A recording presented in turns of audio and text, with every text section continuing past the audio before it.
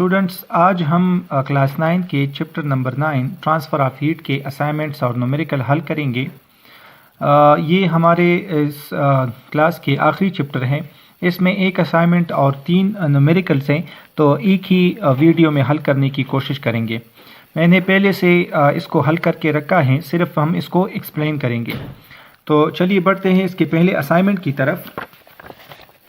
पहला असाइनमेंट हमारे पास है find the amount of heat transferred in 1 hour concrete wall of area 6.9 meter square and 0.2 meter thick।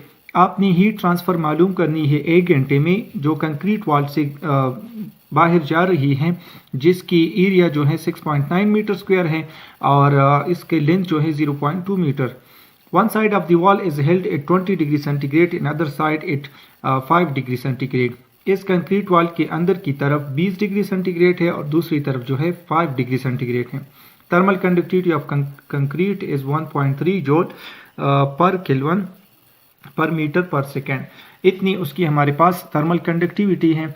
तो चलिए पहले इसके हम डेटा कलेक्ट कर लेते हैं। तो डेटा हमारे पास कुछ इस तरह है कि एरिया इन्होंने दी है 6.9 मीटर स्क्वायर, लेंथ हमारे पास 0.2 मीटर है। पहला जो टेम्परेचर है 5 डिग्री सेंटीग्रेड है, दूसरा 20 डिग्री सेंटीग्रेड है।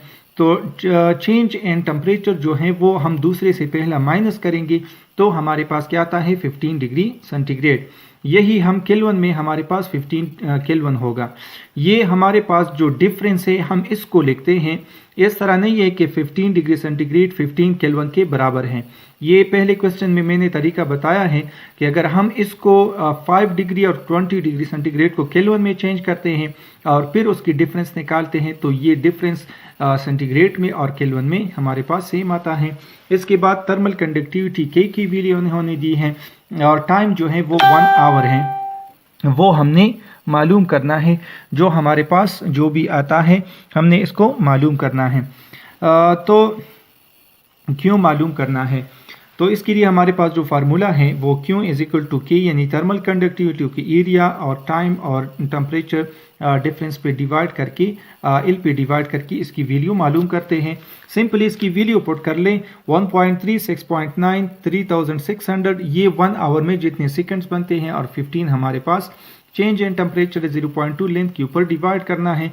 ये सारे मल्टीप्लाई करने से 48, 43, 80 वैल्यू हमारे पास आती है, और इसको अगर हम इसके ऊपर डिवाइड कर लें तो 24, 21, 900 जूल आता है, जो कि हमारे पास साइंटिफिक में 2.4219 मल्टीप्लाई 10 पावर 6 जूल बनती है। होप आप लोगों को समझ आया होगा। अब जो हमारे पास इसमें असाइनमेंट्स हैं वो न्यूमेरिकल्स हैं, तो वो हमारे पास कुछ इस तरह हैं। हम इसकी न्यूमेरिकल निकाल लेते हैं। तो पहला न्यूमेरिकल कुछ हमारे पास इस तरह है। Person body is covered with 1.6 metre square of wool clothing. एक शख्स की बॉडी जो है, जिस्म, वो 1.6 मीटर एरिया की क्लॉथ है, वूल क्लॉथ है, वूल की, और उससे कवर्ड है। द थिकनेस ऑफ वूल, इसकी जो हमारे पास लेंथ है वो 2.0 मल्टीप्लाई 10 पावर -3 है। ये हमारे पास -3 है, क्योंकि +3 हो जाए तो ये लेंथ बहुत ज़्यादा आता है, इसलिए -3 मीटर है। The temperature at the outside surface of the wool is 11 degree centigrade. Skin temperature, कपड़े के बाहर जो है हमारे पास 11 डिग्री सेंटीग्रेड है, और स्किन टेम्परेचर इस शख्स की 36 डिग्री सेंटीग्रेड है। How much heat per second does the person lose due to conduction. Conduction की वजह से ये शख्स कितना हीट लॉस करता है। थर्मल कंडक्टिविटी ऑफ वूल दिया है 0.04 वाट पर मीटर पर केल्विन है। तो इसके लिए हमारे पास असाइनमेंट से ही थोड़ा मुख्तलिफ है। उसमें हमने असाइनमेंट में सिर्फ हीट मालूम की है, और इसमें हम रेट मालूम करेंगे कि कितने 1 सेकंड में कितना ये हीट लॉस हो रहा है। तो एरिया हमारे पास 1.6 मीटर स्क्वायर बनता है। लेंथ जो है वो 2 मल्टीप्लाई 10 पावर -3 मीटर है। पहला टेम्परेचर 11 है और दूसरा 36 डिग्री सेंटीग्रेड है, तो इसका जो डिफरेंस है वो 25 आएगा, और यही केल्विन में हमारे पास होगा। इसकी जो वूल की थर्मल कंडक्टिविटी है वो 0.04 वाट पर मीटर पर केल्विन है। रेट हमने मालूम करना है, तो इसके लिए हम ये फार्मूला यूज़ करते हैं कि थर्मल कंडक्टिविटी को एरियाज के साथ और चेंज इन टेम्परेचर पर लेंथ के ऊपर डिवाइड करते हैं। ये सारे आपने इसी तरह लिखना है, मल्टीप्लाई करना है, 2 के ऊपर डिवाइड करेंगे तो ये हमारे पास 0.8 आता है। इन तीनों का अगर आप मल्टीप्लाई करते हैं तो वापस हमारे पास 1.6 आता है। 1.6 को 2 के ऊपर डिवाइड करते हैं तो इससे 0.8 आता है। ये 10 पावर माइनस 3 ऊपर जाके 10 पावर प्लस 3 बन जाएगा और ये पॉइंट इधर करके हम ये जो 10 की पावर है ये कम हो जाएगी। 10 मल्टीप्लाई 10 पावर 2 जूल पर सेकंड। इस जूल पर सेकंड की जगह आप जो है वाट भी इस्तेमाल कर सकते हैं। अब बढ़ते हैं हम क्वेश्चन नंबर 2 की तरफ। तो क्वेश्चन नंबर 2 इसमें न्यूमेरिकल जो है वो कुछ इस तरह है। The external wall of brick house is in area of 16 metre square and thickness 0.3 metre. एक ईंटों से बना घर है जिसका एरिया जो है 16 मीटर है। इसकी वाल की यानी इसकी जो दीवार है इस घर की वो हमारे पास एरिया 16 मीटर स्क्वायर है और थिकनेस इस दीवार की जो 0.3 मीटर है। टेम्परेचर इनसाइड और आउटसाइड जो है वो 0 डिग्री सेंटीग्रेड और 20 यानी अंदर 20 डिग्री सेंटीग्रेड है, बाहर 0। Calculate the rate of heat loss through the wall. इस दीवार के जरिए कितनी हीट लॉस हो रही है, बाहर जा रही, आपने वो मालूम करनी है। थर्मल कंडक्टिविटी ब्रेक की जो है वो ईंटों की 0.84 वाट पर मीटर पर केल्विन दी है। यहाँ पे साथ में जवाब भी दिया हुआ है लेकिन हम इसके ऊपर बात करेंगे, इससे ये क्वेश्चन आंसर नहीं आता। अच्छा, तो एरिया इसका जो है हमारे पास 16 मीटर है, लेंथ 0.3 मीटर है, T1 जो है वो 0 डिग्री सेंटीग्रेड, T2 यानी दूसरा टेम्परेचर 20, इसका जो डिफरेंस है वो 20 डिग्री सेंटीग्रेड 20 केल्विन आता है। डिफरेंस दोनों का सेम होता है और ये इसकी थर्मल कंडक्टिविटी है। रेट मालूम हमने करना है, रेट हमारे पास क्या है हीट लॉस की, तो वही फार्मूला जो हमने क्वेश्चन 1 में इस्तेमाल किया है इसमें भी करेंगे। K multiplied by A multiplied T divided by L।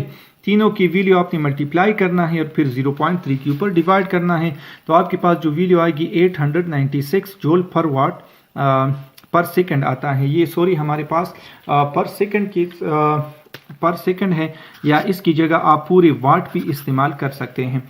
और ये जो हमारे पास क्वेश्चन में 533 वैल्यू आती है वाट इसकी वैल्यू, तो ये तभी मुमकिन है जब इसकी जगह 0.84 की जगह आप 0.5 की वैल्यू पुट कर ले, यहाँ पे 0.5 पुट कर ले तो हमारे पास वैल्यू जो है वो 533 वाट आएगा। होप आप लोग को समझ आ रही होगी। प्लीज़ इस वीडियो को लाइक कर लें, चैनल को ज़रूर सब्सक्राइब कर लें और आगे ज़्यादा से ज़्यादा शेयर कर लें। तो बढ़ते हैं क्वेश्चन नंबर 3 की तरफ। तो क्वेश्चन नंबर 3 हमारे पास कुछ इस तरह है। Window glasses in thermal conductivity of 0.8 वाट पर मीटर पर केल्विन। और विंडो ग्लास यानी शीशा जो खिड़की में लगा है उसकी थर्मल कंडक्टिविटी इतनी है, आपने वो हीट की रेट मालूम करनी है जो विंडो के ज़रिए अंदर कमरे में दाखिल हो रही है, जिसकी विंडो की एरिया जो है 2 मीटर पर सेकंड पर मीटर स्क्वायर है और थिकनेस इसकी 4 मिलीमीटर है और थिकनेस इसकी 4 मिलीमीटर है।